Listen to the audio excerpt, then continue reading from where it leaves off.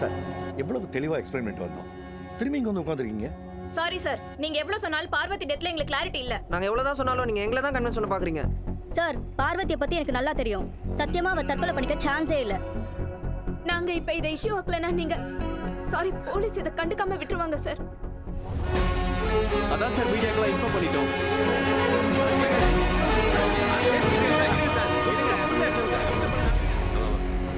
நான் சொல்றதை மட்டும் கேளு சார். சரி, கொஞ்சம் நீங்களே சொல்லுங்கள் சார் வணக்கம் சார். அங்கேயே பேசி முடிச்சு விட தெரியாதா? சார். அவங்க யாரும் சேனலுக்கு பேட்டி கொடுத்தோ இல்லை சத்தம் போட்டோ எந்த பிரச்சனையும் பண்ணல.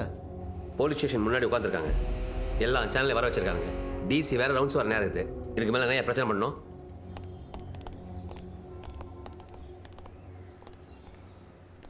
பார்வதி கேஸ் சம்மந்தமாக எஃப்ஐஆர் பதிவு பண்ணியிருக்கோம். இனிமேல் தான் போஸ்ட்மார்ட்டம் ரிப்போர்ட் வரும்.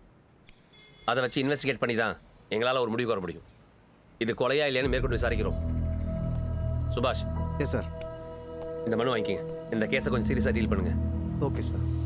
அதான் விசாரிக்கிறேன்னு சொல்லிட்டேன்ல, நீங்கள் ஆக வேண்டிய ஃபார்மாலிட்டிஸ் பாருங்க. நீங்கள் பார்வதியை நல்லபடியாக அடக்கம் பண்ணுங்க.